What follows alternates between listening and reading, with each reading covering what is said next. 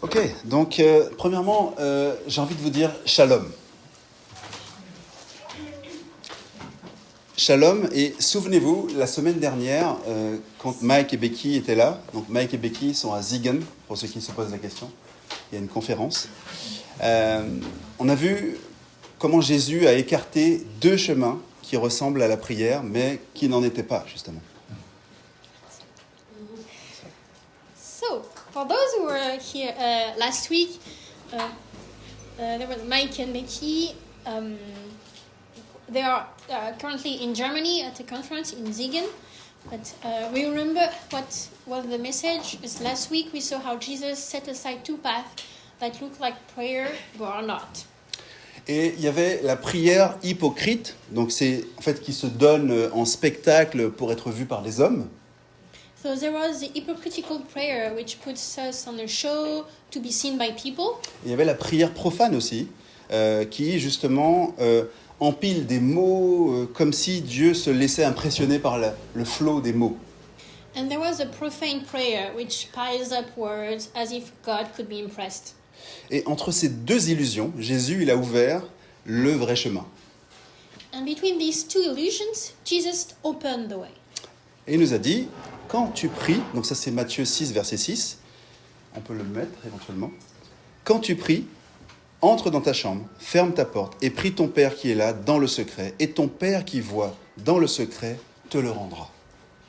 So it's written in Matthew 6, verse 6, when you pray, go into your room, close your door, and pray to your Father who is in secret, and your Father who sees you in secret will reward you. Et là, voici le cadre. C'est une relation, un père et un cœur. And here we see a framework, a relationship, a father, a heart. Alors, même quand l'Église prie de façon un peu liturgique, c'est-à-dire répète des prières comme ça, ce que Dieu regarde d'abord, c'est pas la beauté de la formule qui est utilisée, mais c'est la vérité du cœur. So, like, even when the church prays like liturgically prayers, God looks at first like the beauty of the word, but there's the beauty of the word, but there's also the truth of our heart. Et là, on peut regarder Samuel 16, par exemple, verset 7. Et donc, on voit bien que Dieu regarde au cœur. Et l'Éternel dit à Samuel, ne prends point garde à son apparence et à la hauteur de sa taille, car je l'ai rejeté. L'Éternel ne considère pas ce que l'homme considère. L'homme regarde à ce qui frappe les yeux, mais l'Éternel regarde au cœur. Donc, And we have this passage I invite you to look up. It's 1 Samuel chapter 16, verse 7. le Notre Père que nous verrons aujourd'hui, ce n'est pas une incantation à réciter, c'est une identité à vivre. Quand on passe justement la porte du secret.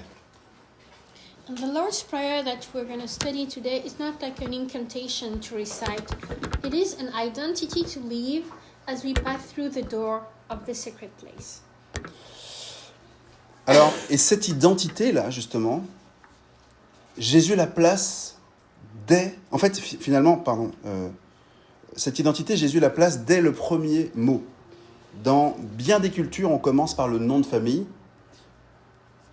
And Jesus puts his identity with the very first word. Like in many cultures, we start with the family name. Oui, quand on se présente, par exemple au Japon, le nom du clan, ça vient avant le prénom. Dans le monde arabe, on met toujours fils de avant de présenter quelqu'un. Dans les pays slaves, on met le patronyme. Ivanovic, Ivanovna, inscrit en fait le père dans ton prénom. Et dans la Bible aussi, on lit constamment Josué, fils de Nun, Jacques et Jean, fils de Zébédée. Ça, c'est la filiation qui s'inscrit. So we have a few examples. Like in Japan, you put the clan's name before the name you were given. In Arabic world, you will have the ibn or bin, which means sons of. In Slavic countries, you have the patronym like Vich, Ovna, Ivanovic, Ivanovna, like gives affiliation according to your family. And in the Bible, you have the same thing, like Joshua, son of Nun, or James and John, sons of Zebedee. Autrement dit, ici sur Terre, ton identité ne commence pas par toi, mais par le nom que tu portes. Alors Jésus nous donne un nom de famille maintenant qui est spirituel. So we can see that here our name start by the name of our family, and Jesus gives us like a spiritual family name. Et ce nom qu'il nous donne, c'est quand on dit notre Père. And it embodies in the Our Father. Parce que désormais, nous prions en tant qu'enfants. Nous portons son nom. Nous cherchons sa gloire. Nous recevons son pain, son pardon et sa protection avec le cœur. Because when we say Our Father, we pray as children. We bear His name, we seek His glory, we receive His bread, His forgiveness, His protection with the heart. Alors, on va justement voir le plan suivant. On va avancer de la manière suivante. On va en 4 étapes. On va voir à qui nous parlons dans le Notre Père. Donc, on va lire ensemble. Ensuite, deuxièmement, ce que Dieu veut. Donc, les 3 premières demandes de Dieu dans ce Notre Père. Et troisièmement, on verra ce dont nous avons besoin. Donc, les 3 requêtes que nous on formule. Et en dernière étape, on va donc sortir en fait de la prière. Donc, l'étape de fin. Ce qu'on appelle la doxologie. On va y revenir tout à l'heure, un peu après. So we'll study according to 4 points. The first one is, to whom are we speaking to when we say Abba Father? The second one is what God wants. The third one is what we need. And the last one will be a little bit leaving out the prayer to see what we call doxology that will be explained later. Et là, je vous invite à ce qu'on lise ensemble le Notre Père. Donc, je vous invite à prendre vos Bibles, qu'on aille dans Matthieu. So I invite you to take your Bible, go to Matthew, so we can read together the prayer Our Father. Okay.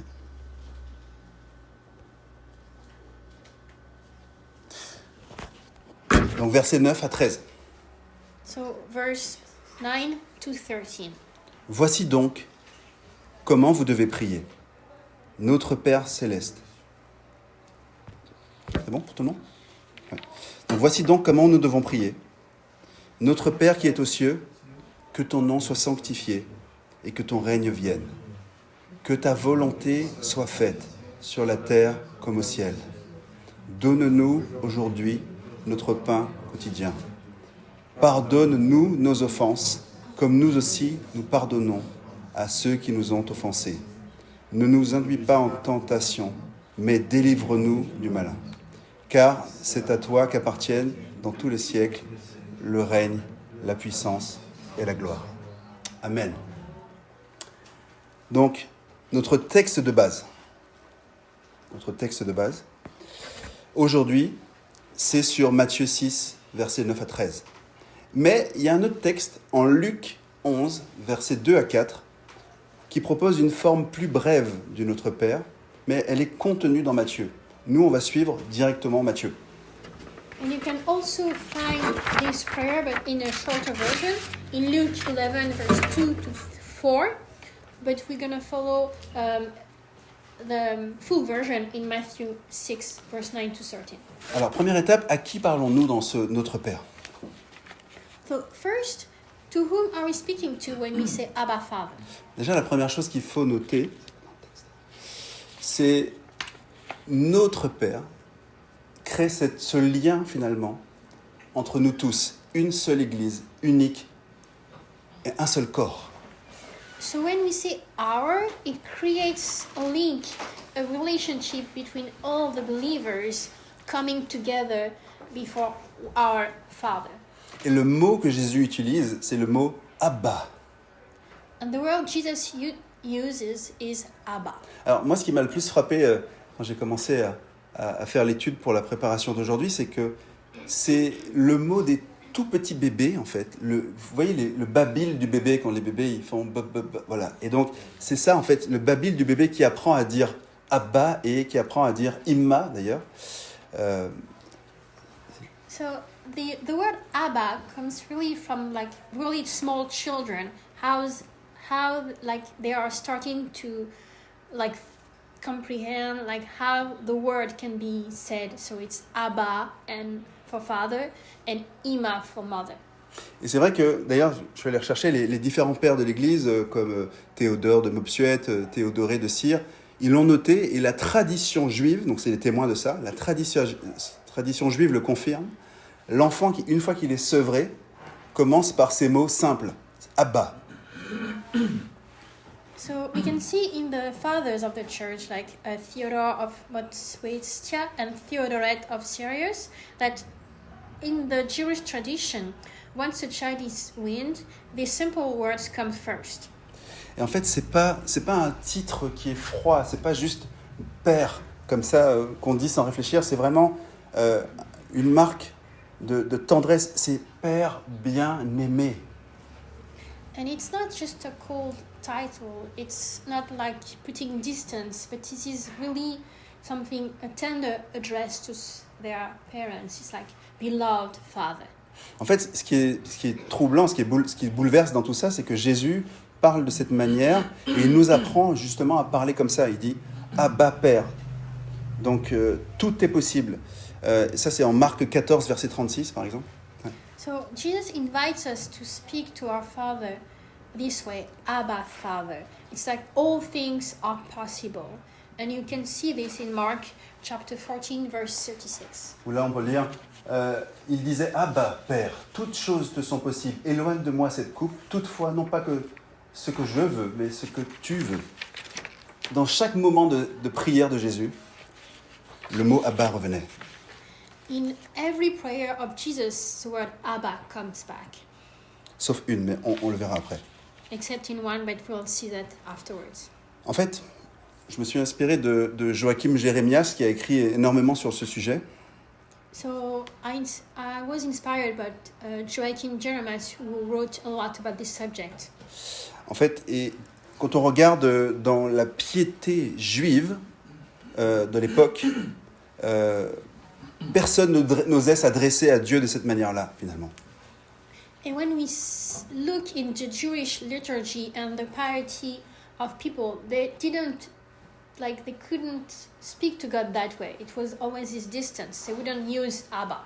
Seul Jésus le faisait, et seul Jésus nous introduit à ce Abba Père pour qu'on le dise ensemble, d'ailleurs. Only Jesus did it, and he's inviting us to do the same. Quand on regarde un petit peu dans l'histoire, on voit que dans l'Ancien Testament, oui, Dieu est appelé Père, notamment Père d'Israël, par exemple en Deutéronome 32.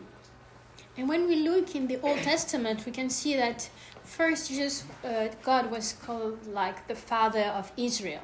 Voilà, et là on voit bien, hein, n'est-il pas ton Père, ton Créateur? Vous voyez, on parle déjà de relation de Père avant Jésus. So we can see in Deuteronomy 32, verse 6, that it speaks about Father, Creator. Mais là, ça va vraiment beaucoup plus loin. C'est une relation qui devient vraiment personnelle. But the way Jesus says it, it's really like going further. It's setting up a more personal relationship.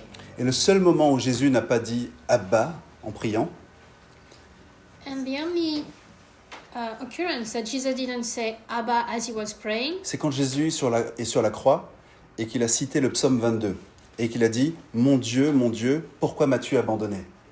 it was when he was on the cross and he was quoting Psalm 22 when he said, my God, why have you forsaken me? Mais il l'a fait pour accomplir sa mission de devoir être abandonné, justement. And he said it because he fulfilled his mission. Et il a dit « Mon Dieu » à notre place, afin que nous puissions dire, justement, « Abba » à la sienne, justement, à sa place à lui. And he took our place saying, my God, so we can be at his place saying Father. Et ça correspond vraiment à sa parole, puisque du coup, nul, comme il est écrit en Matthieu 11, verset 27, nul ne connaît le Père si ce n'est le Fils, et celui à qui le Fils veut bien le révéler. And this corresponds to his word, as we saw in Matthew 11:27. All things have been handed over to me by my Father. No one knows the Father except the Son, and anyone to whom the Son chooses to reveal him. Regardez combien Jésus nous fait rentrer dans son amour qui est si grand, en fait, puisqu'il nous partage, il ne nous infantilise pas, il nous introduit dans sa propre proximité avec Dieu, pour qu'on puisse l'appeler pareil que lui. And Jesus does not infantilize us as we have to say Abba, but He's inviting us to have this close relationship with God. Et si on a un doute qu'on a encore le droit de l'appeler Abba, Jésus nous dit en Matthieu 18, verset 3, « Si vous ne redevenez pas comme des enfants, vous n'entrerez pas dans le royaume. » And if we have a doubt, like, can I actually be that close to God? We can see in Matthew 18, verse 3, that Jesus is saying, unless you turn and become like children, you will never enter the kingdom. Alors, redevenir un enfant, c'est pas régresser, hein. C'est faire justement confiance et se laisser aimer. So becoming a child is not regressing, it is trusting and letting yourself be loved. Alors, on va voir maintenant un peu plus loin ce que les liturgies anciennes maintiennent, en fait, par rapport à ça.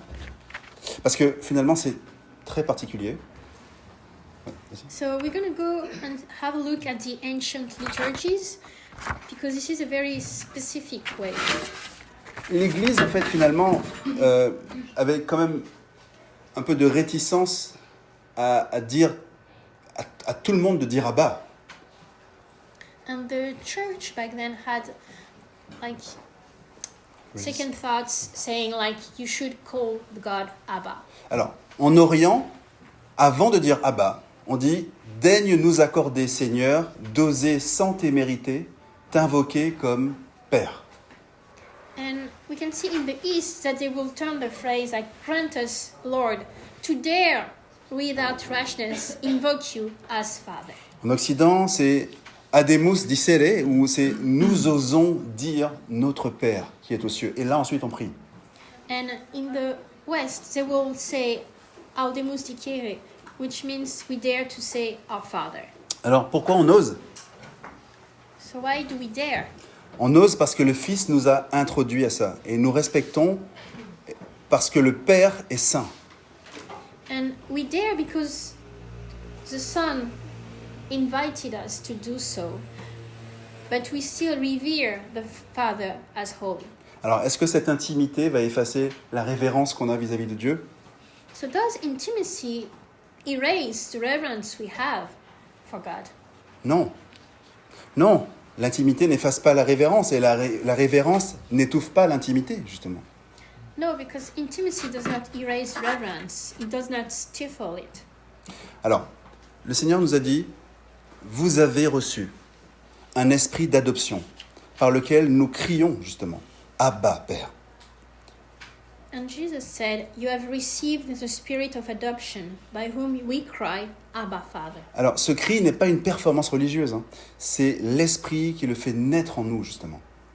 And this is not about religious performance. It is the Holy Spirit who brings it to life within us.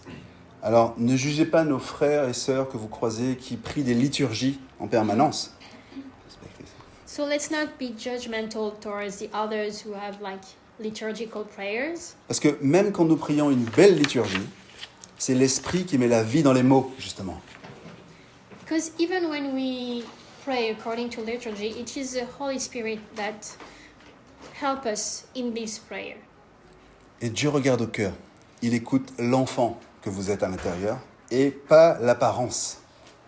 And God looks at your heart. He listens to the child that is within you, not the appearance. Alors maintenant, allons regarder justement les 3 premières demandes du Notre Père. Parce que Notre Père, ok. Maintenant, les 3 premières demandes. Que ton nom... Oh, sorry. So let's go to the second point, what God wants. Ok, que ton nom soit sanctifié et que ton règne vienne, que ta volonté soit faite sur la terre comme au ciel. 3 premières demandes. Hallowed be your name, your kingdom come, your will be done on earth as it is in heaven. These are the 3 demands. Alors la première, que ton nom soit sanctifié. The first one, hallowed be your name. Alors, c'est pas, en fait, finalement, sanctifier le nom ne signifie pas rendre Dieu plus saint, parce que justement, on le dit. Hein. And when we say hallowed be your name, it's not like you're making God more holier. Mais c'est surtout de reconnaître et de manifester sa sainteté. But it is to recognize and manifest His holiness. D'ailleurs, ici, c'est exactement le même parallèle avec un des kaddish qui est prononcé dans les synagogues. And here we have a view, similar view as an ancient Kaddish that is said in the synagogues. Alors je vais vous lire ce que le kaddish dit. Que soit glorifié, vous allez reconnaître une partie de notre Père d'ailleurs. Que soit glorifié et sanctifié son grand nom dans le monde qu'il a créé selon sa volonté, qu'il fasse prévaloir son règne en votre vie et dans vos jours et dans la vie de toute la maison d'Israël, bientôt et dans un temps prochain. Et dites Amen. So this Kaddish says, "May his great name be glorified and sanctified in the world which he created according to his will. May he establish his kingdom in your life and in your days and in the life of all the houses of Israel, speedily and soon, and say Amen." Ok, donc c'était une liturgie qui répétait dans les synagogues. Ok. And this prayer was repeated over and over in the synagogues. Qu'est-ce que Jésus a fait? Est-ce qu'il l'a rejeté? Non. And what did Jesus do? He didn't reject this prayer. Jésus a condensé cette louange et il l'a mise justement dans le Notre Père sur la bouche des disciples. Jesus condenses this prayer and gave us in the lips, to the disciples. En fait, quand il dit que ton nom soit sanctifié, qu'est-ce qu'il attend? C'est concrètement notre parole, nos désaccords avec les gens, nos réseaux, nos connexions. Tout devient le lieu où la crédibilité du nom de Dieu est engagée. When he says that, it means like our words, our disagreements we can have, our social life, all the places that like are surrounding our life, the credibility of the name of God is at stake. Ok. Je vais vous donner un exemple.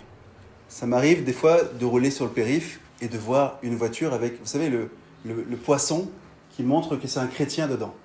So sometimes as I go on the highway, I see a car with the fish in the back that says, "I'm a Christian." Et là, on voit, désolé pour le geste que je vais faire juste après, et on voit la personne qui s'énerve et qui fait un bras comme ça à celui qui était derrière lui. And then you see the driver going and I say like, giving the middle finger, you can say that, to the other driver. Ok.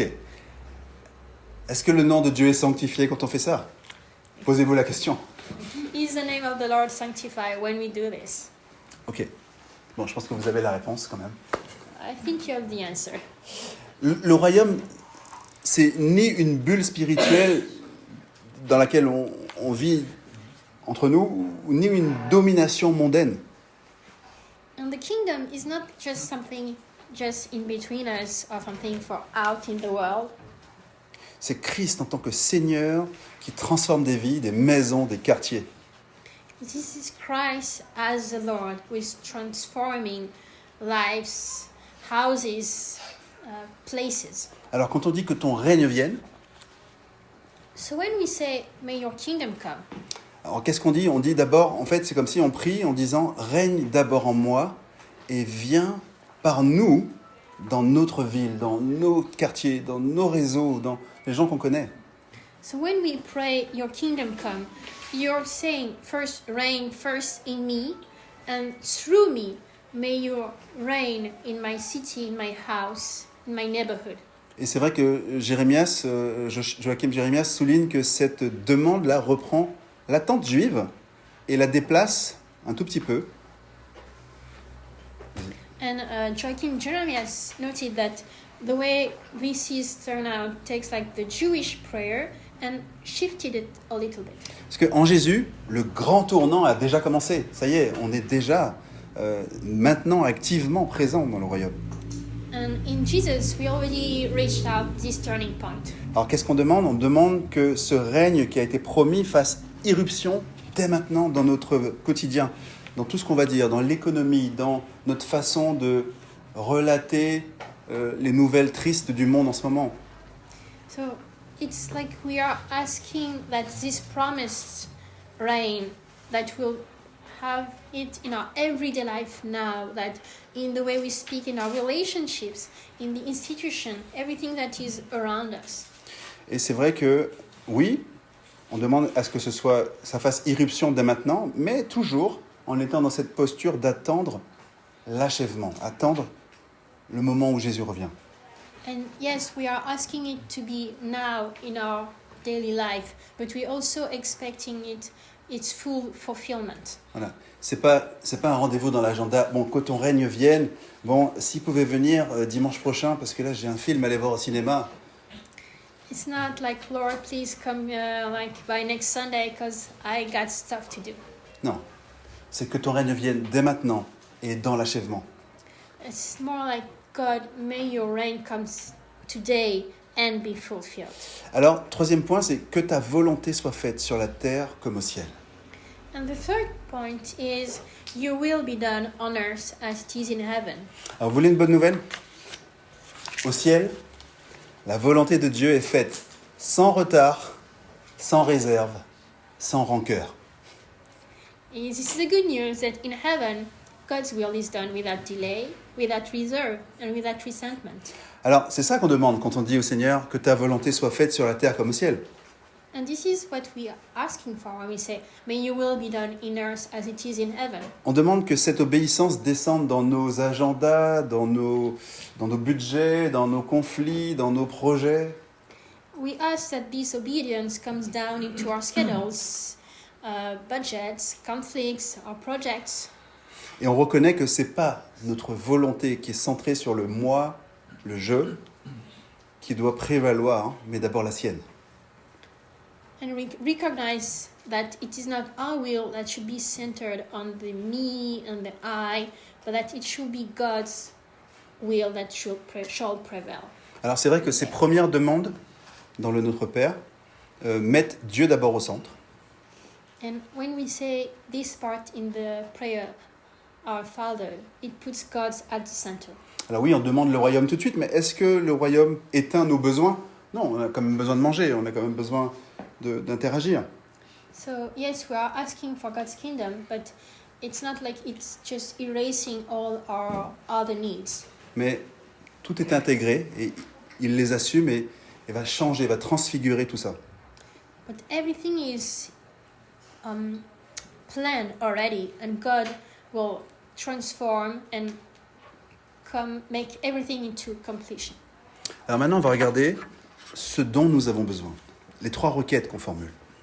So we're going to see the 3 requests that we ask God in this prayer, what we need. Alors on dit donne-nous aujourd'hui notre pain. Notre pain de ce jour, souvent, on demande. Mais, vas-y, excuse-moi. And we ask, give us today our bread for today. Oui, mais vous allez voir que finalement, en regardant certaines autres traductions, on peut trouver aussi « Donne-nous aujourd'hui notre pain de demain. Remets-nous nos dettes, comme nous remettons aussi à nos débiteurs. » Je prends les autres traductions. « Ne nous laisse pas succomber à la tentation, mais délivre-nous du mal. »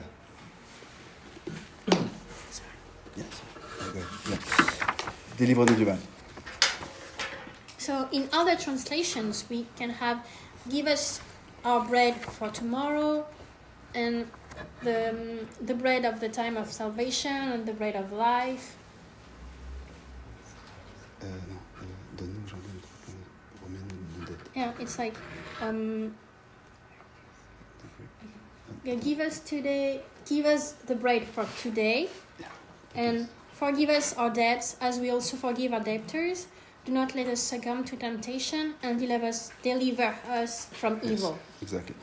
Là, on va juste regarder la première. La première, c'est donne-nous aujourd'hui notre pain de demain.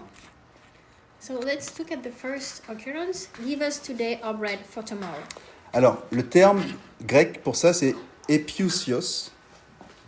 C'est un terme qui est unique et pourtant qui est discuté. On va le voir juste après. And the Greek word is epiousios. Alors, et c'est un terme qui fait polémique.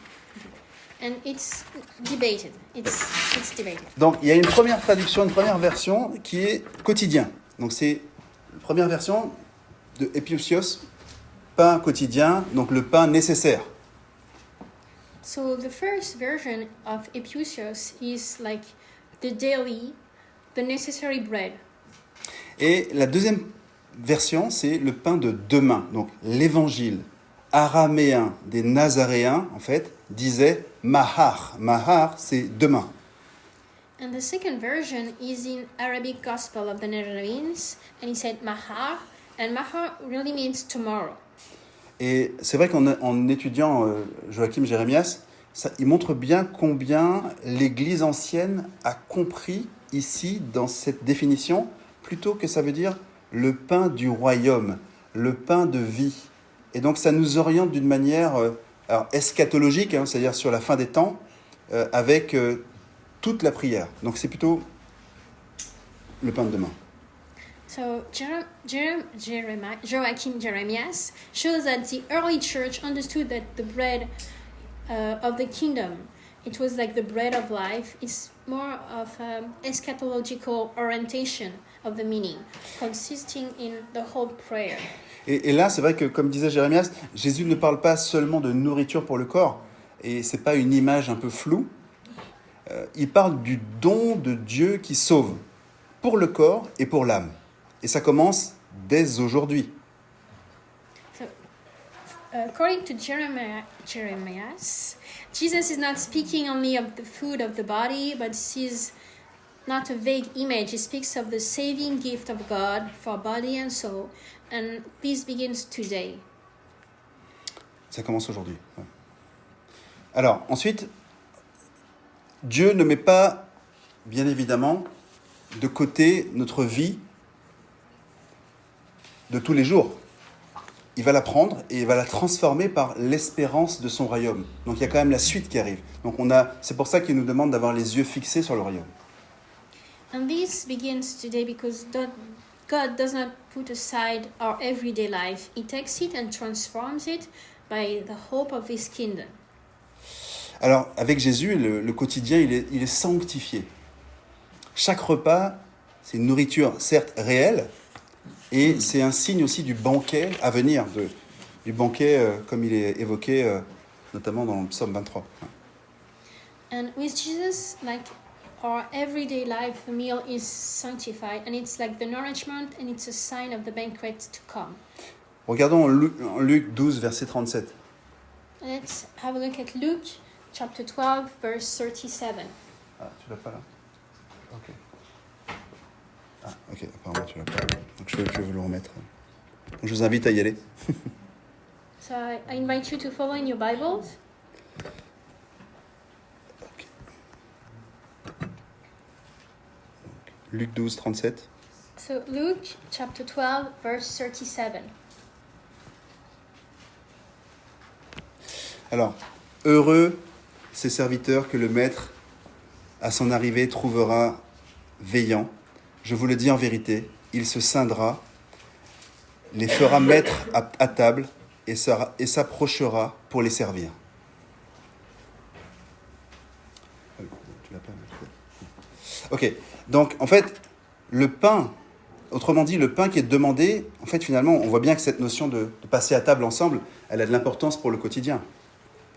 So in other words, like the bread requested engages the whole life and anticipates a new world that God will inaugurate in Christ. Oui, effectivement, ce que tu viens de dire. Le pain demandé engage la totalité de la vie et anticipe la suite, en fait, le monde nouveau que Dieu va inaugurer justement avec le retour de Christ. Alors, moi, par rapport à ce pain de vie, justement, en Jean 6, à la lumière de Jean 6, quand Jésus dit « Je suis le pain de vie », le pain de demain, en fait, donc le pain que vous demandez aujourd'hui, mais qui est le pain de demain, finalement, ce pain est demandé et devient aujourd'hui un avant-goût du royaume, par justement la foi et... Pardon, vas-y, désolé. In the light of this passage in John 6, I am the bread of life. The bread for tomorrow becomes like today a foretaste of the kingdom. Okay. Par la foi. Ouais. Alors, par la foi et en fait à la table du Seigneur, justement en Matthieu 26, on peut le voir Matthieu 26, versets 26 à 29, Jésus nourrit notre corps et notre âme. And we can see in Matthew 26:26 that Jesus, by faith, feeds our bodies and souls. Je l'ai pas là. Alors, et donc, il sanctifie finalement le quotidien et fait descendre dans nos vies ce que nous demandons justement pour Dieu. It sanctifies our everyday lives and brings down into our lives what we ask for God. Eh oui, ce qu'on demande, c'est quoi? Le rappel, c'est que son nom soit honoré, que son règne vienne et que sa volonté soit faite. So what we ask for is His name be honored, His kingdom come, and His will be done. Et ce même pain reçu nous dispose au pardon et plutôt nous fortifie dans l'épreuve. And the same bread received disposes us to forgive and strengthen us in the trials. Alors maintenant, quand on dit « remets-nous nos dettes » aussi, donc ça c'est la deuxième partie, « remets-nous nos dettes », donc pardonne-nous nos offenses, hein, comme nous pardonnons à ceux qui nous ont offensés, donc remets-nous nos dettes. So when we say forgive our debts as we forgive those who have offended us. Alors pourquoi Matthieu, lui, parle de dette? Matthieu parle de dette, et donc le mot en grec là-dessus c'est opheilemata. So Matthew speaks of debts, and in Greek it's opheilemata. Alors Luc, lui en l'occurrence, je vais juste faire le parallèle, Luc il parle pas de dette, il parle de péché en araméen. But Luke speaks of sins in the Aramaic version. Voilà, mais en vrai, péché et dette finalement se rejoignent, c'est la même racine. Ça peut vouloir dire faute aussi, également. But we can see in debt and sin that the roots of the word is similar, and it can also mean fault. C'est pour ça que si vous lisez en Matthieu, vous allez voir des versions qui parlent de dette, et en Luc, vous allez voir des versions qui parlent de péché. That's why if you read in Matthew, it will be called like debt, but in Luke, it will be sins. Mais indépendamment de ça, de ces détails, qui peuvent être des questions que vous avez, Jérémias explique que l'expression « comme en disant ces mots, nous remettons » en fait, signifie « pendant que nous prions, nous choisissons de pardonner ». Non pour acheter le pardon de Dieu, mais parce que son pardon nous met en route vers les autres, nous oriente vers les autres. And Jeremiah explained that this expression is saying as these words, we forgive, means that while we pray, we choose to forgive. Not to purchase God's forgiveness, but because His forgiveness sets up in motion towards others. Alors que disait Jésus là-dessus? Il dit, quand vous priez, lorsque vous êtes debout, faisant votre prière, si vous avez quelque chose contre quelqu'un, pardonnez, afin que votre Père, qui est dans les cieux, vous pardonne aussi vos offenses. Donc c'est Marc 11, verset 25.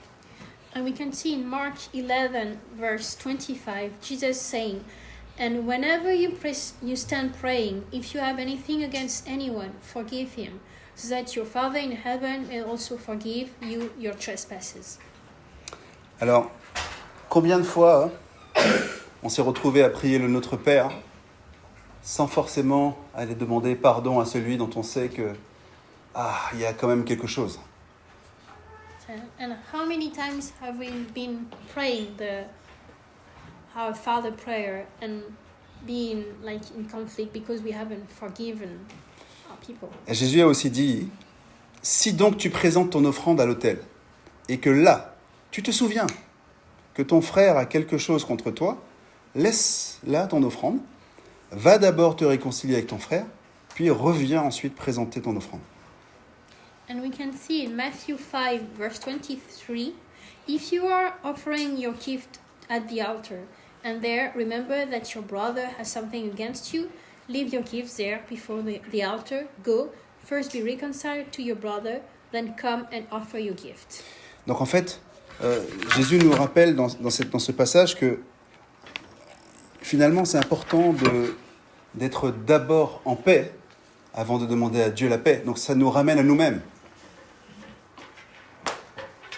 And here we can see that Jesus is asking us first, before we ask for peace, to be in peace ourselves, to have a free heart.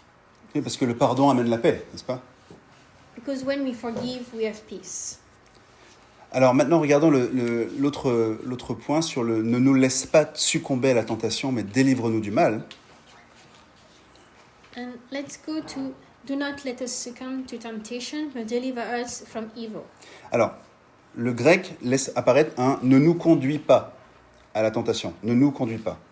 Donc, Jacques, dans Jacques 1, verset 13, a exclu totalement le fait que c'est Dieu qui tente. Parce que certaines interprétations pouvaient laisser penser ça. In the Greek, you can have like do not lead us into temptation, but here it's completely excluded because God doesn't lead us, doesn't tempt us. Et dans certaines liturgies juives, d'ailleurs, du soir, elles disent « Ne conduis pas mon pied dans la puissance du péché ». Donc ça, c'est les formulations qui existent déjà aussi dans les liturgies historiques juives. And we can see in some Jewish liturgical prayers, do not lead my foot into the power of sin. Et donc, en fait, c'est comme si on demande la préservation au cœur d'une épreuve. It's like asking for preservation in the midst of trial. Mais Jésus n'enseigne pas de demander à être épargné de toute tentation, mais d'être gardé dans la tentation. And Jesus does not teach us to ask to be spared of all temptation, but to be kept into temptation. Parce qu'au quotidien, on a parfois des découragements, des dépendances, des rancœurs, des compromis, et on est dans ces tentations. Because in our daily life, we can be confronted to discouragement, addiction, resentment, compromises. Et il y a même des tentations qui vont beaucoup plus loin que ça encore. L'horizon ultime de ces tentations, c'est se laisser séduire par le mal, ou même carrément l'apostasie pour certains. And it can go further as being seduced by evil or go all the way to apostasy. Donc c'est pour ça que la tradition, justement, reçue par l'Église, ajoute « Mais délivre-nous du mal », du malin aussi, certaines versions écrivent, du malin qui veut détruire la foi. And some traditions also add like, but deliver us from the evil one who seeks to destroy our faith. Alors, un petit guide quand même, parce que on entend souvent des guides avec des bonnes pratiques sur les réseaux sociaux. Alors on se dit pourquoi pas se donner un petit guide entre nous aussi dans ces moments-là. So I will give you a little guide, like you see sometimes a little guide you can find on social media. C'est juste un conseil. Hein. Just a little advice. Donc les 3 R de résistance. And let's call it the 3 R's of resistance. Ça marche peut-être pas en anglais, les 3 R. Merci. Mais bon, ok. Donc révéler la tentation. Donc quand tu es en plein dans une tentation, mets un frère ou une sœur en Christ dans la boucle avant justement la chute. Parle-lui-en. Révèle. It's like reveal the temptation. It's like if you're facing temptation, ask a brother or sister in Christ so they can help you before you fall. Et de faire comme le Seigneur a fait lui-même. Répondre par l'écriture. Et finalement de pouvoir connaître des versets qui nous sécurisent, des versets qui sont des versets boucliers dans cette tentation. Respond with scripture, as Jesus said in Matthew 4, have like verses that can be shields that you can take in order to resist the temptation. 3e R, c'est rester près du corps. Alors pas votre corps à vous, le corps de l'Église. Rester en connexion fraternelle. Ça, c'est extrêmement important. And the 3rd R is like remain close to the body. Not like your own body, but the church, the worship, the Lord's table. Alors maintenant, voyons la dernière partie du Notre Père, version de Matthieu. « Car c'est à toi qu'appartiennent le règne, la puissance et la gloire, au siècle des siècles. Amen. » And we go to the 4th part, living prayer.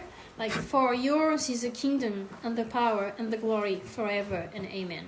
Alors, c'est vraiment ce qu'on appelle une doxologie. C'est un usage ancien, attesté justement par le Didaché.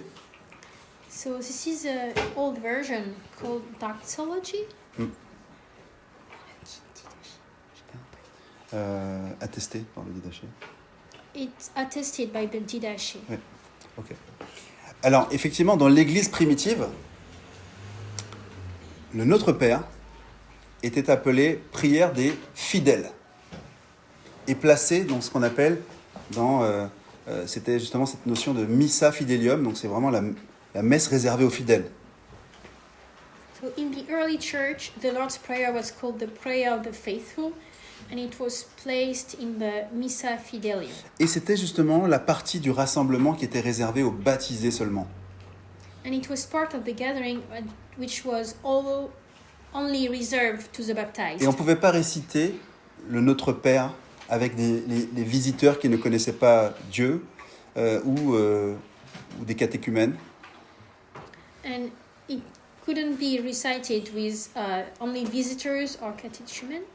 Et on l'enseignait justement après seulement l'initiation, après le baptême, comme justement quelque chose qui appartient à la famille, comme un bien de famille.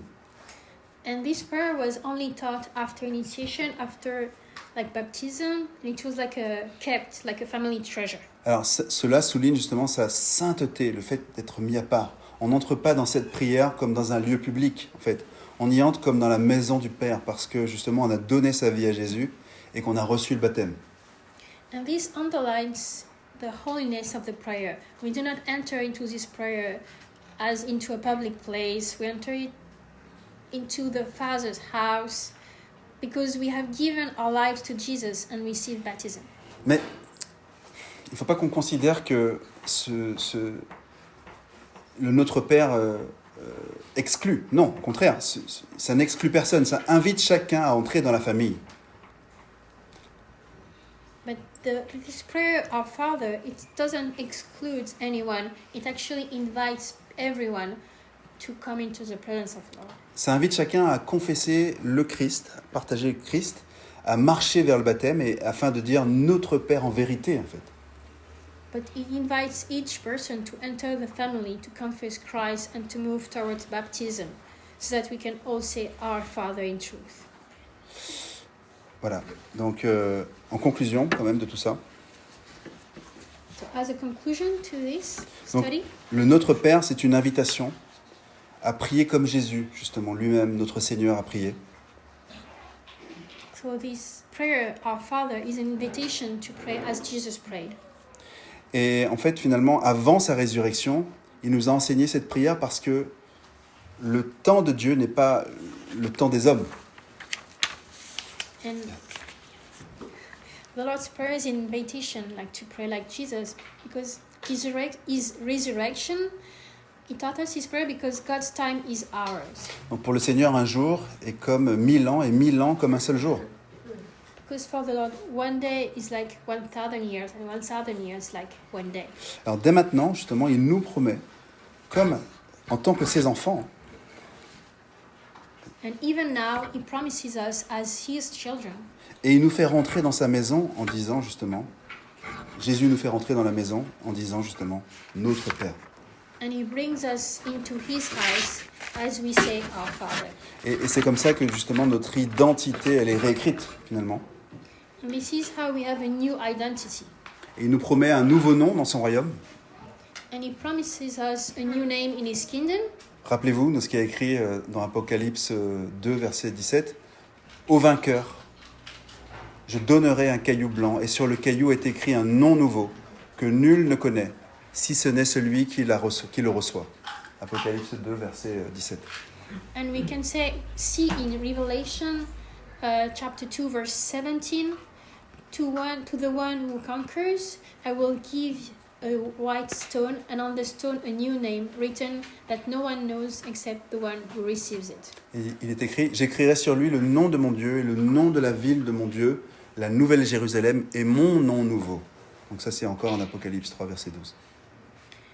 And we can see in Revelation 3, verse 12, I will write on him the name of my God, and the name of the city of my God, the new Jerusalem, and my own new name. Donc souvenons-nous de sa parole. Donc le Fils de l'homme est venu, non pour être servi, mais pour servir et donner sa vie en rançon pour beaucoup, pour plusieurs. Dans Matthieu 20, verset 28. And we see in Matthew 20, verse 28, the Son of Man came not to be served, but to serve, Alors nous, and to give his life as a ransom for many. Alors nous, qu'est-ce qu'on veut en fait justement, s'il a donné sa vie en rançon pour nous, nous voulons répondre en donnant nos vies justement pour pouvoir laisser Dieu nous utiliser comme des instruments entre ses mains. Because he gave his life for a great many, and we want to respond by giving our lives. Let us allow God to use us as instruments in his hands. Alors positionnons-nous comme ces enfants qui crient Abba, voilà, donc dans cette posture du petit bébé qui crie Abba, les premiers mots du Babil, pour parler à notre Père. Parce que c'est cette position de cœur qu'il veut, cette position justement où on lui fait confiance et on lui donne tout. So let's have this position as we receive what God has for us, and let's say Abba Father, like the first word as a child towards God. Prions. Let's pray.